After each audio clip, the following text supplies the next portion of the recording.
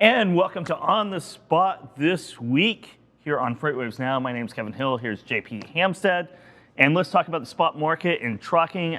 Zach and Vincent were talking about it there, but let's pivot a little bit and talk about the future of the spot rate. And one of the ways to be able to see the future, that crystal ball, is in ports in China. And what are the updates? We're working on our crystal balls and our magic globes to peer into the magic future. Magic 8 balls too. Yeah, and in the supply chain and especially like global freight flows, looking into the future, is really just looking into a different place, right? So it's looking upstream, looking where's the freight now versus where it's going to be, right? Mm-hmm. And so we've got our eyes really closely on Chinese ports. There's a developing situation with the Delta variant in China and the Chinese government's response to it. They seem to be very determined to stamp it out or completely eradicate it with really severe lockdowns, right? So we've seen clusters of Delta variant outbreaks all through the Yangtze River Delta. They shut down the port of Yantian, which caused a massive sort of backlog of freight and disrupted volumes on the Trans-Pacific. That the Delta variant is spreading though. So yesterday they shut down an important container terminal at Ningbo, which is actually this year has been the largest Chinese container port. And the fear is that if this thing keeps going, it's going to eventually spread to Shanghai, which is sort of next on the list in this region, and it could get even worse. And so, what does that mean for freight in North America? It means we could be looking at another very volatile bullwhip effect, where we have, just like we saw, in 2020, where maybe not to that extent, but a shutdown, right?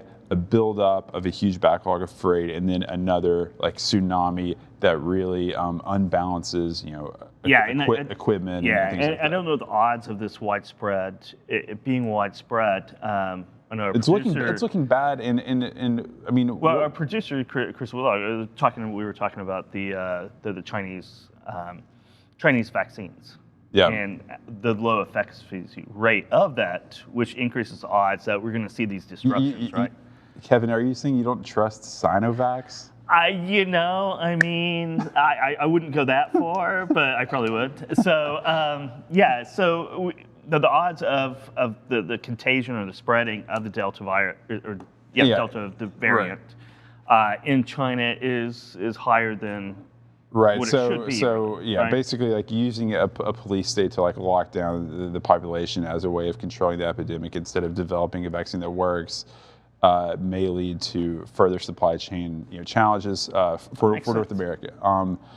That's really on our radar. Other than that, I mean, I think that Zach again has done a really excellent job breaking down the sort of the relationship between outbound tender rejections and spot rates, showing that higher acceptance of sort of local and short haul deliveries is pulling down kind of average tender rejections. Although we should say that van tender rejections are still very stable at like 22%.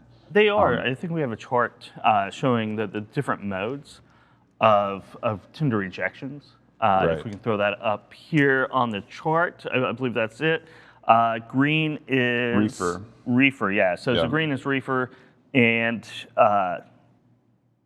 green is orange is flatbed. White should be your van. Yeah. So you can see that the van has actually been very stable. A lot of the drop in the national average outbound tender rejection has really come from the refrigerated or equipment controlled side of the equation. That's one reason why the sort of multimodal basket of tender rejections has been able to fall, even though van spot rates are staying high, because the van component of OTRI hasn't really moved that much, and they're really all stable. Yeah, well, I mean, in a broad sense, they were stable. Reefer has come in a lot, but I mean, it's following a seasonal pattern. It's following a seasonal pattern. I know flatbed is. Flatbed is. You get into August, September, the summer construction projects are waning, Yeah. right? And you go into a slow period. So when people talk about peak season, especially when I got to FreightWaves, peak season, I'm like, well, peak season, because I always did flatbed. Yeah, I was, no, it's not peak season, but in van it is peak season. Right. And So flatbed, it's just changing that mindset. that's right. Flatbed peak season is like early spring, so like February, summer, March, and then like early to midsummer, right? Because you want like, if you're thinking about prepping, it, right? you think about it in terms of like residential construction, like the back to school moves, like the houses have to be ready for that. So they do, and it's the pre-planning of that actually happening because of supply chain, right? Right. Right. Getting the building materials in place, moving excavating equipment in place. And by the like time you get to here, then all that prep work has been done, and you're wrapping up all the major projects a little bit, or slowing down at least. The needs have converted to like dry van freight, right? So you're yeah. bringing in like carpet, paint, appliances, things like that. Yeah. But even though tender rejections have fallen a little bit, they're still really stable at a very high level. Yeah, and that's given carriers the edge, right? It's given the carriers the ability to maintain the edge and continue to drive spot rates higher. So on truckstop.com's load boards, the average national dry van truckload spot rate is $335 a mile now, inclusive of fuel. Reefer is up to $399 a mile. Flatbed $351 a mile. I mean, all extremely good numbers if you're a carrier. If you've got equipment that you're running in the United States. It is. We were looking at a crystal ball, or the magic 8 ball, earlier about future disruptions, but we have present disruptions on the water right now. We have a lot of goods that there's very limited space on ships, and it's very high cost. $18,000, $19,000, $20,000 for a container that if it's not on the water now, it's likely to miss Christmas. Yeah, which means a lot of expedited freight coming out of the ports, rushing to get out where it needs to be in the supply chain distribution network to be sold. That's right. So that means that in October and November, we expect to see a really strong run on expedited capacity, team capacity.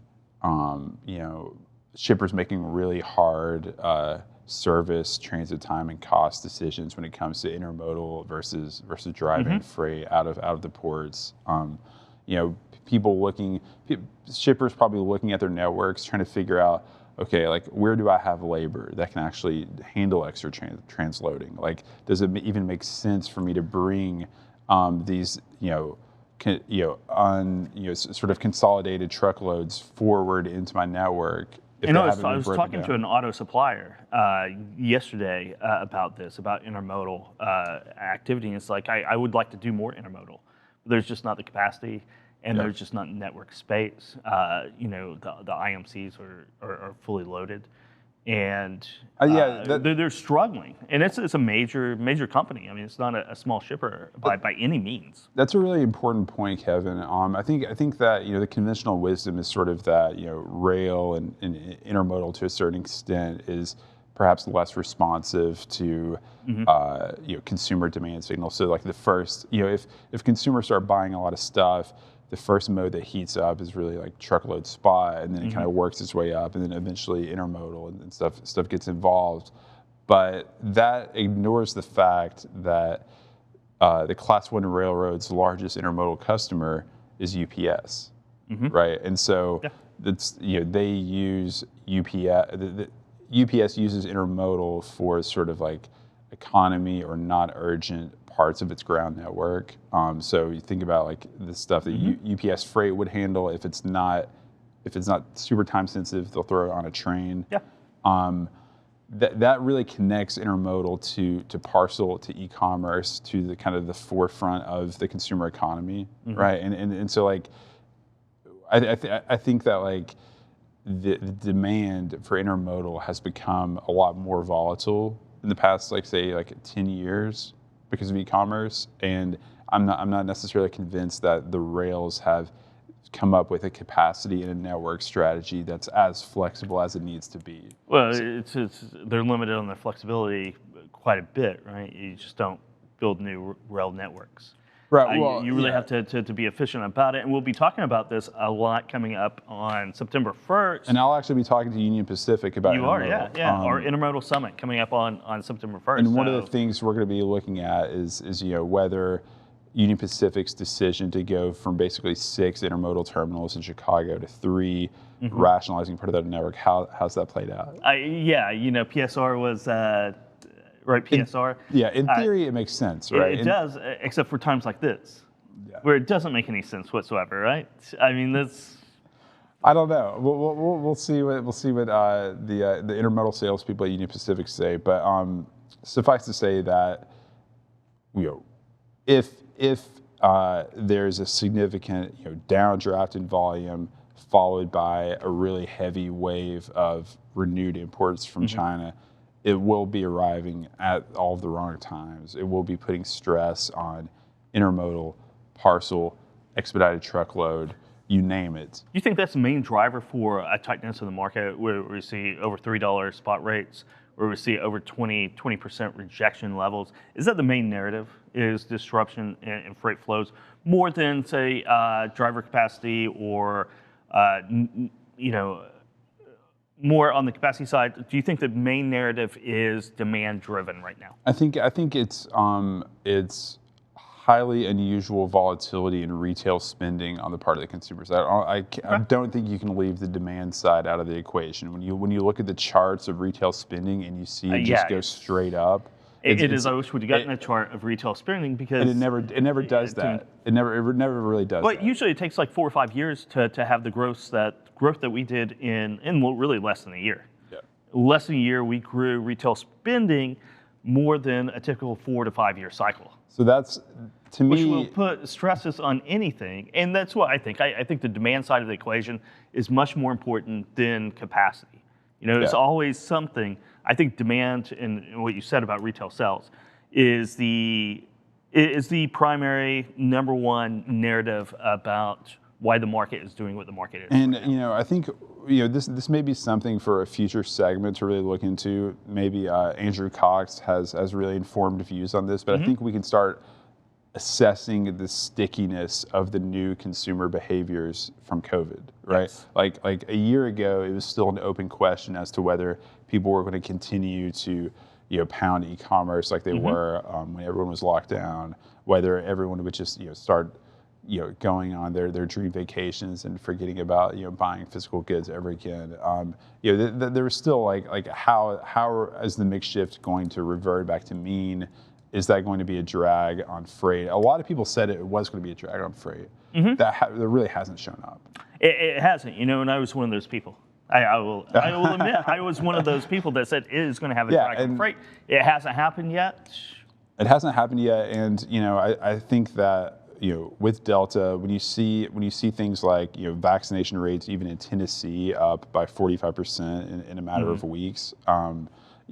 People are still very cautious about this disease. They're learning more about kind of new risks that it may pose, and to me, that just puts people back into kind of e-commerce mode, right? As long as businesses aren't shutting down and their jobs aren't being threatened, as long as it appears that the federal government is going to spend money on more stuff. They are infrastructure bill, right? Which is a whole nother can of worms. It is, and it's demand driven. That in my view it's more probably rewarding to look at the infrastructure bill as having like a multi-year kind of effect on the capacity market and demand for freight. It's not something that like when President Biden signs this, it's not going to like make OTRAG go up by 5% the next day. No, but it's going to lengthen that out. But it's something. I think of it more as something akin to like the Drug and Alcohol Clearinghouse, which is has a slow burn, a slow steady effect, a long-term effect, right? A structural. It raises sort of if we think about the sort of economic cycles we're in and what's going on, like it raises the floor for demand. Right. It does. It does. And just puts more pressure on truckload markets in the U.S. It does, and we're going to see that throughout the rest of this year. But yeah, we'll be talking about intermodal type of situations on the Intermodal Summit on September 1st, and we'll be back for another On the Spot next week here on FreightWaves Now.